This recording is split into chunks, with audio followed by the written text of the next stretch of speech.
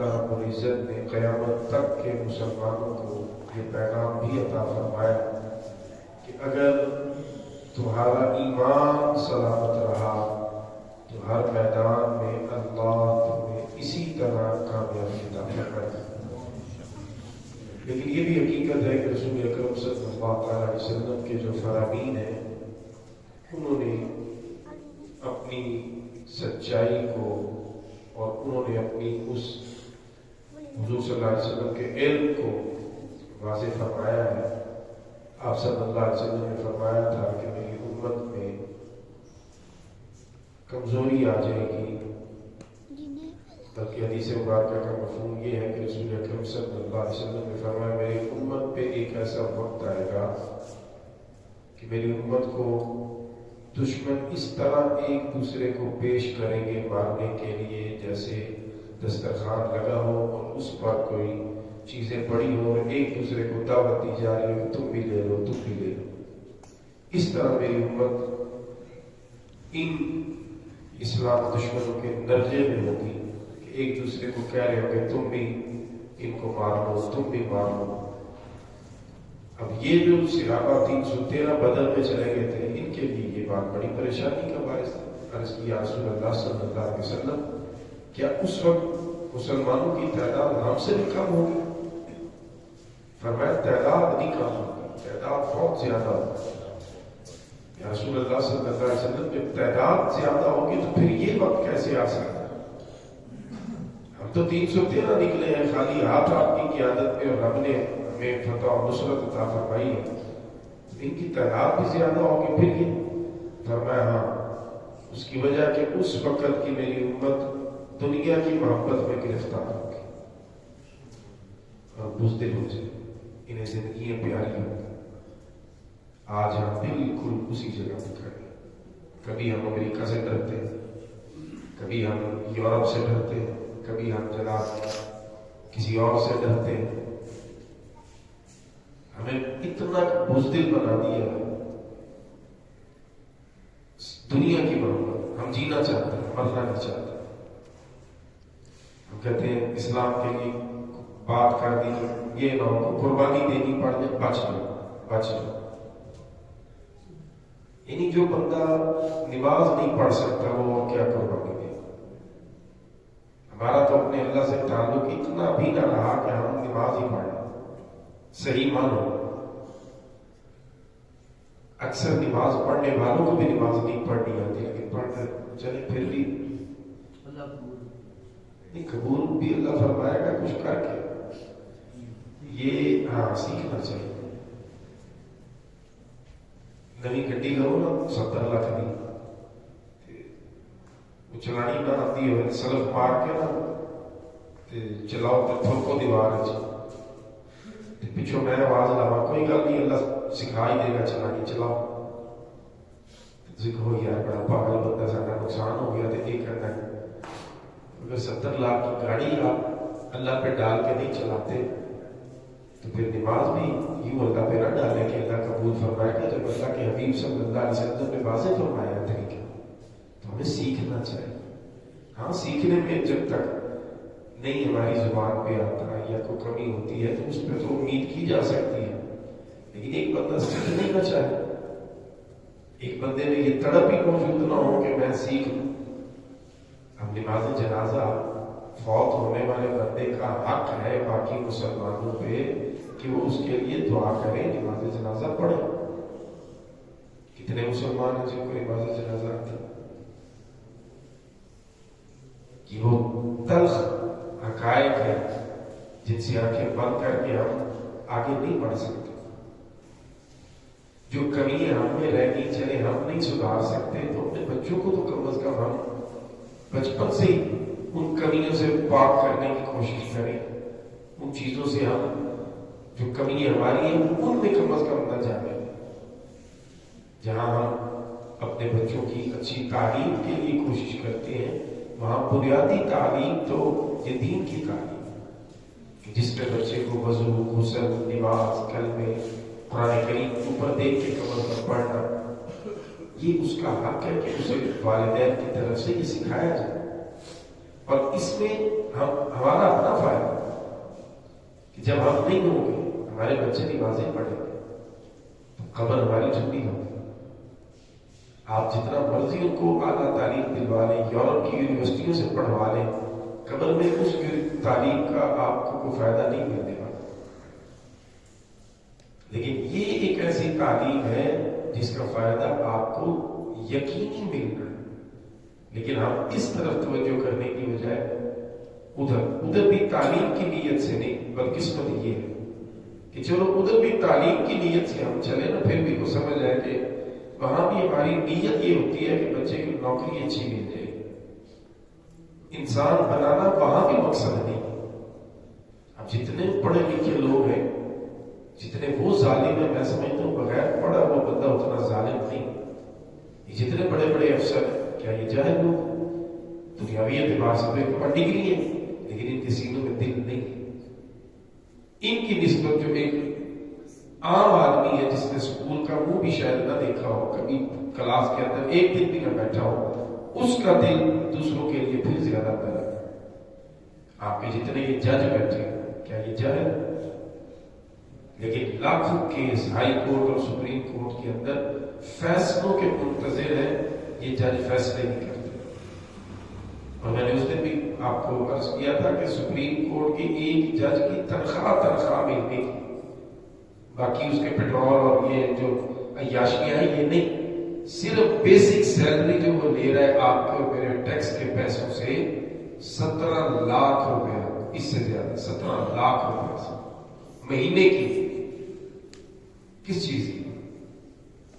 صرف عدالت میں بیٹھ کے ہم پہ وہ فرعون بننے کی. جب آپ عدالت میں بیٹھ کے فیصلے ہی لوگوں کی کر سکتے، آپ لوگوں کو انصاف نہیں دے سکتے، تو آپ اس غریب قوم کا 17 لاکھ روپیہ مہینے کا ہڑپ کر رہے ہیں اور آپ کو کوئی شرط کوئی غیرت نہیں. اور اگر آپ بات کریں گے تو توہین عدالت ہوگی، ہماری توہین ہوگی. اس لیے کہتے ہیں کہ اللہ اس کے رسول کا نظام اس قدر خوبصورت ہے. آپ اپنی تاریخ دیکھیے، مسجد میں عدالت لگی ہوئی، ایک ہی پیشی پہ فیصلے ہو رہے، انصاف کے اصول پورے کیے جا رہے، قرآن و سنت کی روشنی میں فیصلے ہو. اب آپ کی عدالتوں میں قرآن و سنت کا مذاق اڑایا جاتا ہے. مرد کو اللہ نے یہ حق دیا ہے وہ دوسری شادی کرے، اگر وہ انصاف کر سکتا ہے، اپنے بیویوں کے درمیان عدل کر سکتا ہے. یہ رب نے حق دیا ہے مرد کو دوسری شادی کر. آپ کا قانون کیا کہتا ہے؟ پہلی بیوی کو اجازت لے کے نہ پہلی بیوی اجازت دے تو نہ تو دوسرا بیاہ کر. اور اگر آپ کر لیتے ہیں کیونکہ اللہ نے دیا ہے آپ کو حق، آپ پہ کیس ہو جائے گا، جناب عدالت آپ کو سزا دے گی کہ آپ نے اپنی بیوی کی اجازت کے بغیر شادی کیسے کر لی. اس کا مطلب یہ کہ اللہ کی اجازت کی کوئی حیثیت معاذ اللہ ثم معاذ اللہ اس قانون میں نہیں ہے. اس قانون میں بیوی کی اجازت ہے، بیوی معاذ اللہ خدا سے بڑھ گئی ہے اس قانون اس ملک میں ہو. پھر کسی کو معاف کرنے کا قاتل کو حق نہیں ہے. قاتل کو معاف صرف وہ کرے گا جس کا قتل ہوا ہے، یہ قرآن کا پکا فیصلہ ہے. لیکن یہاں صدر مملکت کو اختیار ہے، جو 7ویں آسمان تو نکل وہ جس کو دل کرے جناب معافی کی درخواست میں معافی دے دے. عدالت اور جیل چھوڑنے کی پابند ہے. یہ اسلام کا مذاق نہیں تو اور کیا. رب اور رب کا رسول صلی اللہ علیہ وسلم فرماتے سود حرام ہے. یہ عدالتیں پچھلے 40-50 سال سے سود کے کیس کو دبا کے بیٹھی ہے، فیصلہ کرنے کو تیار ہے. کس بات کو روئے؟ اتنا کھلا مذاق اسلام کے ساتھ. اور 17 لاکھ روپے میں ایک جج، 15 جج ہے ماشاء اللہ. 17 ہے ویسے ٹوٹل اسٹرینتھ، لیکن 2 ابھی تک ان کی مرضی کے ان کی پسند کے نہیں مل رہے ہوئے، کیونکہ ایماندار بندہ تو آ نہیں سکتا نا. کوئی پھوپھی کا بچہ آئے گا، کوئی خالہ کا پتر آئے گا، کوئی مامے کا آئے گا، کوئی پیسے دے کے آئے گا. 15 جج 17 کو ضرب دے 17 لاکھ کو 15 سے، اور باقی ان کے اللہ تللے بھی ڈالے تو کروڑوں روپے میں یہ ایک سپریم کورٹ کے جج ہمیں پڑھ رہے ہیں، باقی صوبوں کے ہائی کورٹس الگ ہیں، اس کے نیچے بھی سیشن کورٹ اور اس کے نیچے پھر وہ سارے الگ ہیں.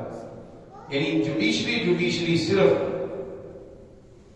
اس بندے کو کہ جس کے بعد ماچس خریدنے کے پیسے نہیں لیکن ماچس خریدے گا تو اس ماچس میں سے بھی ان کے تنخواہ اور ان کی یاشوں کے پیسے ٹیکس کی صورت میں دے گا. صرف جوڈیشری اربوں روپے میں پاکستانیوں کو پڑ رہی ہے ہر مہینے کی ایک محکمہ، باقی محکموں کو چھوڑ دیں اور کام ایک آنے کا. اسی طرح آگے پھر اپنے تک آ جائے. ہم سب اپنا کام نہیں کرنا چاہتے. ہم کہتے ہیں ہمارا کام کوئی کرے، ہم بس بیٹھے رہیں اور اس طرح میں بولی ہے. ہم میں سے ہر بندہ بول کے ٹھیک کرنا چاہتا ہے ملک کو، بول کے ٹھیک کرنا چاہتا ہے اپنے معاملات کو، لیکن عمل کوئی نہیں کرنا چاہتا. بدقسمتی تقریر آپ جس کی بھی سنیں گے آپ کہیں گے نہیں سبحان اللہ ہے، اس کو موقع ملے گا تو پتہ نہیں کیا کر دیں گے. لیکن جب موقع ملتا ہے عمل دیکھتا ہے بندہ لگتی ہے کہتے کیا ہے کرتے کیا ہے. اور پھر مزے کی بات یہ ہے کہ بیڑا غرق کرنے کے بعد پھر امیدوار ہوتے ہیں کہ دوبارہ ہمیں موقع دیں، ہم مسیحا ہیں آپ کے. اور ہم پھر بھی نعرے لگاتے ہیں کہ نہیں واقعی یار مسیحا سارے غلط ہے. اور ہماری بنیادی غلطی صرف اگر ایک لفظ میں کہوں اپنے اللہ سے دور. کیسے آپ سوچ سکتے ہیں کہ رب سے دور ہو کر آپ ترقی کر لیں گے؟ اس کی مثال دے دیں تم سب بس. درخت سے ایک شاخ کو توڑ لے گا، ہری رہ سکتی. اگر ایک شاخ درخت سے ٹوٹ کے ہری نہیں رہ سکتی، ایک بندہ مومن اپنے رب اور اپنے رسول صلی اللہ علیہ وسلم کو چھوڑ کے کیسے ہرا بھرا ہو سکتا ہے؟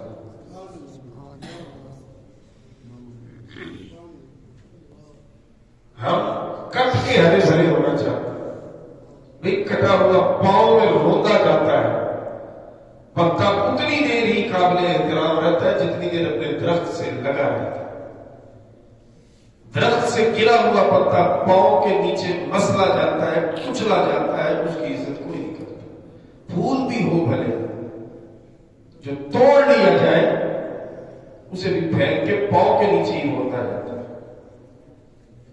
بندہ مومن اگر عزت چاہتا ہے، بدر والوں کی عزت کر، بدر والوں کی جو شوکت اور شان ہے اس کی بنیادی وجہ یہ ہے وہ اللہ اور اللہ کے رسول صلی اللہ علیہ وسلم سے جڑے ہوئے تھے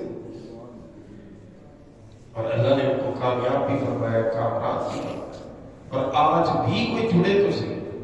میں نے جمعہ میں بھی عرض کیا تھا، یہاں تو نہیں یا شاید یہاں بھی کیا تھا، پر میں نے آج اگر کوئی کہے تو پرانی بات نہیں کرتا. آج دیکھیں جس امریکہ سے آپ ڈرتے ہیں، آپ کے حکمران ڈرتے ہیں، نام لیتے ہوئے زبانیں کانپتی ہیں جن کا امریکہ نہیں، امریکہ ناراض ہوا. وہ کہتے 3A ہونا تو پھر پاکستان میں اقتدار ملتا ہے.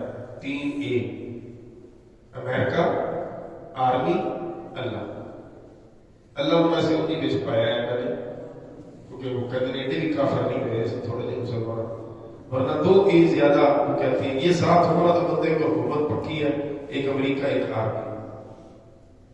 یہ آپ نے سن رکھی ہے لیکن آپ ایسے معصوم بن جاتے ہیں جب میں بول رہا ہوں کہ شاید میں جانتا ہوں یہ باتیں آپ نہیں جانتے، لیکن حقیقت یہ کہتے ہیں یہ 3A ہو. امریکہ سے جناب ان کی جان جاتی ہے. امریکہ کو ناراض نہیں کرنا، امریکہ سپر پاور، اور یہی سپر پاور آپ کی افغانستان مدرسے کے مولویوں کے آگے لگ کے جوتے چھوڑ کے بھاگی ہے امریکہ سے 20 سال بعد افغانستان سے. کدھر گئی وہ سپر پاور؟ مدرسے کے مولوی وہ ان کو بھگا بھگا کے انہوں نے مارا ہے کہ منہ چھپاتے پھرتے ہیں دنیا، اپنا اسلحہ، اپنا ڈالر. اسی کو ہمارے یہاں محاورہ یہ بولا جاتا ہے جوتے چھوڑ کے بھاگنا. جس کو آپ سپر پاور بنا کے ہوا بنا کے بیٹھیں گے پتہ نہیں کیا چیز ہے، افغانستان میں ابھی جوتے چھوڑ کے بھاگا ہے. تو طالبان کے پاس کیا طاقت تھی؟ میزائل تو امریکہ کے پاس تھا، لیٹسٹ اسلحہ تو امریکہ کے پاس تھا، ایئر فورس تو امریکہ کی جدید تھی. پھر امریکہ کیوں بھاگا؟ اور جن سے بھاگا ان کے پاس تو ہتھیار بھی پورے نہیں تھے لڑنے کے لیے، لیکن ایک چیز تھی ان کے پاس، اور وہ یہ تھی کہ وہ اپنے اللہ اور اپنے نبی صلی اللہ علیہ وسلم سے جڑے ہوئے تھے. تو آج بھی اللہ اس کے نبی صلی اللہ علیہ وسلم سے جڑا ہوا بندہ، رب آج کی سپر پاور کو بھی اس کے آگے لگا کے بھگا کے ہمیں دکھاتا ہے کہ تم میرے ہو کے تو دیکھو کون تم پہ غلبہ پاتا ہے. آپ تو ایٹمی پاور ہے، ایٹمی پاور ہو کر اتنے بزدل اتنے ڈرپوک ہو، اگر ان کے پاس ایٹم ہوتا تو پھر وہ کیا کرتے؟ میں تو یہ سوچتا ہوں. اس لیے دنیا کی محبت سے نکلی، زندگی کو پیار نہ کیجیے. زندگی جتنی ہے اتنی ہی رہنی ہے، آپ کے پیار کرنے سے بڑھ نہیں جاتی. آپ دولت ساری دنیا کی بھی جمع کر لینا، کیونکہ نہیں ہونی لیکن چلو دل کو تسلی دینے کے لیے آپ ساری دنیا کی دولت کو بھی جمع کر لیں تو پھر بھی موت سے نہیں بچ سکتے. موت میں آ کے رہنا ہے. موت تو دور کی بات ہے، بیماری سے آپ اپنے آپ کو ٹھیک نہیں کر سکتے ساری دنیا کی دولت ہوتے ہیں.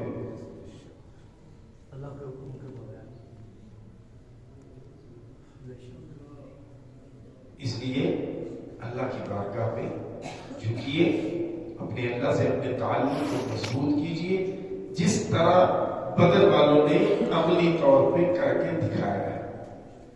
لہذا صرف اصحاب بدر کا نام نہ لیں، صرف ان کے لیے بھی 2-4 کانفرنسیں کر کے سال بعد ان کا احسان اتارنے کی کوشش نہ کریں، بلکہ صاحبان بدر کی زندگیوں کو پڑھ کر جو انہوں نے کیا اس طرح کرنے کی کوشش کیجیے. اسی طرح آج کے دن ہم سب کی ماں، مومنوں کی ماں حضرت امی عائشہ صدیقہ رضی اللہ تعالی عنہا، آپ کا یوم وصال مبارک بھی ہے. حضور صلی اللہ علیہ وسلم کی محبوب ترین زوجہ محترمہ ہے آپ. اللہ کے ہاں آپ کا مقام یہ ہے کہ آپ کے حجرہ کو اللہ نے اپنے حبیب صلی اللہ علیہ وسلم کے روضہ اقدس کے لیے پسند فرمایا ہے. آج بھی جہاں روضہ شریف ہے یہ امی عائشہ کا گھر ہے. حضور صلی اللہ علیہ وسلم نے جس گھر میں، جس حجرہ میں، حجرہ تھا گھر تو نہیں، جس حجرہ میں حضور صلی اللہ علیہ وسلم نے امی عائشہ کو رکھا تھا، اسی مبارک حجرہ میں آپ صلی اللہ علیہ وسلم کا وصال مبارک ہوا. وہیں اللہ کے حکم سے آپ کا روضہ شریف بنا. اور حضرت امی عائشہ رضی اللہ تعالیٰ عنہا عالمہ تھی، دین جاننے والی تھی، اور اس قدر بلند علم والی تھی کہ صحابہ کرام علیہ رضوان جب کسی مسئلہ میں پھنس جاتے، الجھ جاتے، حال سمجھ نہ آتا تو اپنی امی کے دروازے پہ جاتے، حضرت امی عائشہ ان کا مسئلہ حل فرماتی. علمی مقام تھا حضرت امی عائشہ صدیقہ رضی اللہ تعالیٰ عنہ کا. لیکن آج ایسے ایسے بدبخت بھی پیدا ہو گئے جو امی عائشہ پہ بھی اپنی زبان طاق کو دراز کرتے. ابھی ایک کلپ جو کسی نے 2-3 دن پہلے بھیجا، ایک بدبخت کہتا ہے کہ میں ان کو باغی کہتا ہوں، باغی سمیت تیری اوقات کیا ہے، جو انہیں تیری حیثیت کیا ہے. میں اس لیے کہتا ہوں ان جاہلوں سے بچے، جو جاہل اپنی آخرت برباد کر رہے ہیں ان کے پیچھے چل کے آپ کا کیا بات ہے.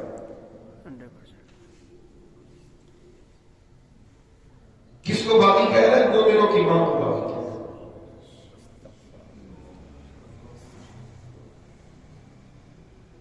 حضور صلی اللہ علیہ وسلم جن سے محبت فرماتے رہے، آخری سانس ظاہری طور پر اپنی زندگی میں جب رسول اکرم صلی اللہ علیہ وسلم نے لیا، آپ صلی اللہ علیہ وسلم کا مبارک سر امی عائشہ کی گود میں تھا رضی اللہ عنہ. ان کو کہہ رہا ہے کہ یہ کو باقی ہے. یہ ہوتا ہے علم کا حیضہ. 4 کتابیں اوپر دیکھ کے پڑھ کے علم کا حیضہ جب ہوتا ہے، ایک حیضہ ہوتا ہے نا جب منہ سے بھی اور پخانے کے راستے سے بھی بندہ ہلتا ہی رہتا ہے، اس کو حیضہ کہتے ہیں۔ یہ علمی حیضہ جو اوپر نیچے سے گند نکلتا ہے۔ کن ہستیوں پہ تم بکواس کر رہا ہے؟ جو اللہ کی چنی ہوئی ہستی ہے۔ حضور صلی اللہ علیہ وسلم نے خود فرمایا، اپنی عائشہ کو فرمایا، عائشہ 3 دن تک خواب میں اللہ رب العزت کی طرف سے مجھے آپ کی تصویر دکھائی جاتی رہی کہ اللہ نے ان کو آپ کی زوجیت اور بیوی ہونے کے لیے پسند فرمایا ہے۔ جن کا انتخاب رب نے فرمایا اپنے پیارے نبی صلی اللہ علیہ وسلم کے لیے، آج کوئی اٹھ کے بکواس کرے گی وہ میں ان کو باغی سے تو ہے، تیری حیثیت کیا ہے؟ جاہل کے بچے تو ہے کیا؟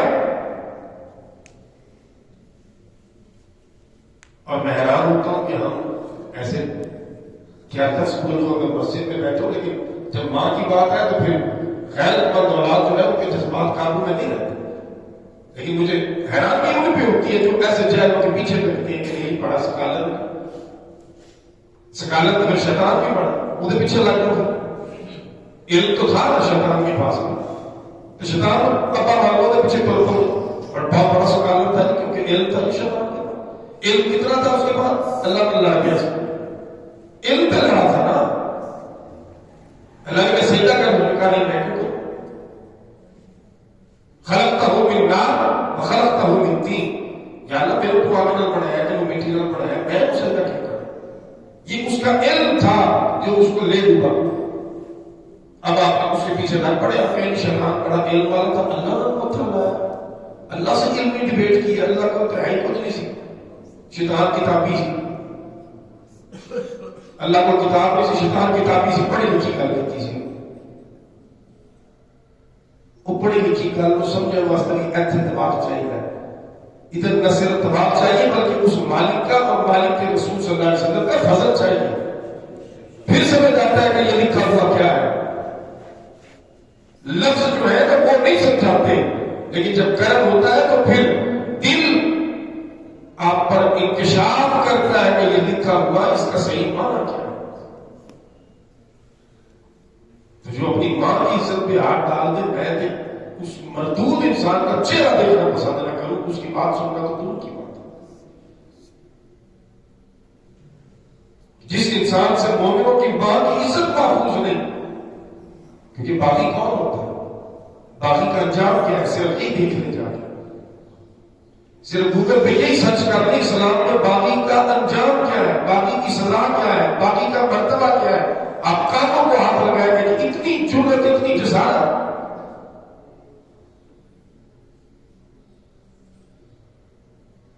اور کس کے بارے میں؟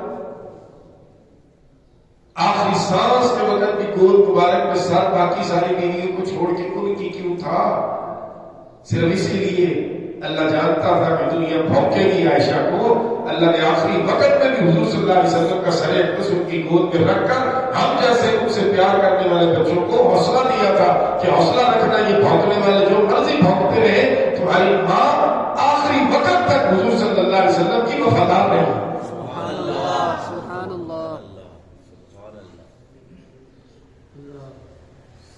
اس لیے ہمیں بہت احتیاط کی ضرورت ہے۔ آج علم کی وجہ سے کسی کے پیچھے نہ لگے، علم کوئی معیار نہیں ہے۔ اگر علم کو آپ معیار مانتے ہیں تو پھر آپ ڈوب جائیں۔ علم وہی ہے جو آپ کو ادب سکھائے، جو آپ کو بے ادب بنائے وہ علم نہیں، میں اسے علم نہیں مانتا۔ آپ کو ادب سکھائے گا علم، علم جب آئے گا آپ کو جھکنا سکھائے گا، آپ کی میں کو مارے گا، آپ کا جو یہ نخرہ ہے کہ میں پتہ نہیں کیا تو بن گیا، تم تو حیثیت ہی کچھ نہیں رکھتے۔ اللہ نے ایسے ایسے افراد اسلام کو عطا فرمایا کہ ایک ایک بندہ 2 2 3 3 4 4 لاکھ حدیثیں زبانی یاد تھی، جن کو منہ سے کہنا آسان ہے، بھائی آپ 100 حدیث یاد کر نہیں سکتے، 100 حدیث زبانی یاد نہیں کر سکتے، اور یہ وہ لوگ ہیں جن کو لاکھوں حضور صلی اللہ علیہ وسلم کی احادیث زبانی یاد تھی.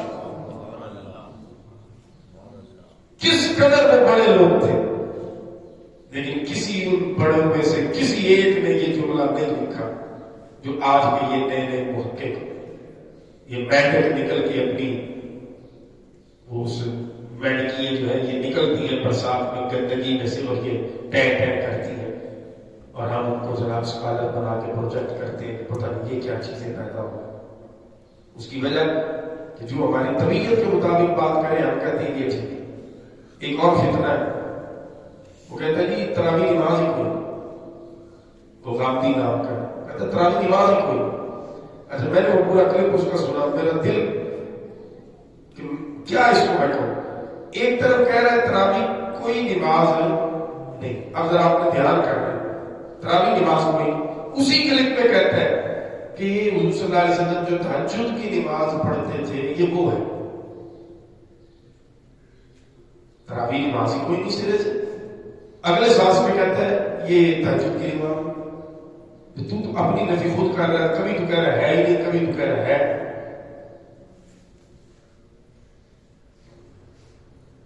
نہیں جی نفل ہے، پڑھیں تو بڑا ثواب ہے، نہ پڑھیں تو روزے کے اڑنے میں فرق نہیں پڑتا، اور ہنستا ہے پھر اس بات پہ مذاق اڑا کے. اور پھر اس کے چیلے آگے جو تراویح ظاہر 1.25 گھنٹہ کھڑے ہونا مشکل ہے، وہ کہتے ہیں بالکل ٹھیک ہے. دیکھیں خامدی صاحب نے کہا مولویوں نے کمائی کا ذریعہ بنایا ہے. کہتے ہیں لوگ کہنے والے مولویوں نے کمائی کا ذریعہ بنایا، تراویح کے نام میں پیسے کمانا ہے. تو تسی 2-4 کروڑ دے دیتے ہو نا جڑا کما لیتے ہیں بچارے.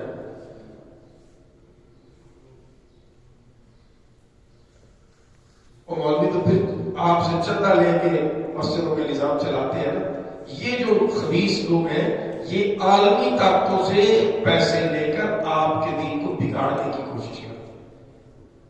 اور یہ جتنے اس طرح کے فتنے والے لوگ ہوتے ہیں یہ ان کا انجام آخرکار ان کے بڑوں کے پاس جا کے یورپ میں ہوتا ہے. یہ اپنے ملک میں نہیں رہتے. غامدی بھی بھاگا ہوا ہے، باہر کسی ملک میں بیٹھا ہوا جاتا ہے. یہ جتنے فتنے والے ہیں یہ نوٹ کر لیجیے گا، تاریخ اپنی دیکھیے. فتنہ باز بندہ دنوں میں امیر ہوگا، ملک چھوڑے گا، کسی اور ملک کی نیشنلٹی لے گا، اور وہاں بیٹھ کے وہ فتنے و فساد کرے گا، پوری دنیا کے مسلمانوں کو گمراہ کرنے کی کوشش کرے گا. تراویح نماز نہیں ہے تو تہجد کو پھر کیوں جوڑ رہا ہے تراویح سے؟ پھر کہہ رہا ہے تہجد ادا کیا، تراویح تو ہے ہی. پھر اسی سانس میں کہتا ہے امام احمد بن حنبل کے زمانے میں تو 49 رکعتیں لوگ تراویح پڑھا کرتے تھے. یعنی ماننے والے کی عقل پہ ماتم نہ کروں تو کیا کروں. پہلے اس نے آغاز کیا اور تھامنے لگا تراویح ہے ہی نہیں سرے سے. اور اینڈ کیا کر رہا ہے؟ وہ جو تہجد حضور صلی اللہ علیہ وسلم پڑھتے تھے اسی کو یہ تراویح کا نام دے کے پڑھ رہے. یعنی تہجد جائز ہے، انہوں کا نام تراویح ہو گیا لہذا جائز ہے. عجیب پاگل پن، یہ خالی ہونے کی علامت ہے. تو اس لیے میرے بھائیوں میں آپ سے گزارش کروں گا کہ دین جب بھی سیکھنا ہے تو کسی مستند انسان سے سیکھنے کی کوشش کریں، اور ایسے بندے سے سیکھیں جو ادب میں آپ کو نظر ہے. اللہ کی ذات کے حوالے سے کیسے بات کرنی ہے، اللہ کا ذکر کیسے کرنا ہے، اللہ کا نام کیسے لینا ہے، اللہ کے نبیوں کا نام کیسے لینا ہے، اللہ کے نبیوں کے صحابہ کا نام کیسے لینا ہے، اہل بیت کے اطہار کا نام کیسے لینا ہے. جس بندے کو یہی نہیں سینس وہ آپ کو کیا دین سکھائے. اور پھر سب سے فائنل بات جو میں بار بار کہتا ہوں، اگر آپ میرے سے اوپن ہارٹ سرجری نہیں کروائیں گے، آپ میں سے کسی کو دل کی تکلیف ہو نا میرے پاس آئے، میں چین پھاڑ کرا دوں، کروا لیں گے مجھ سے.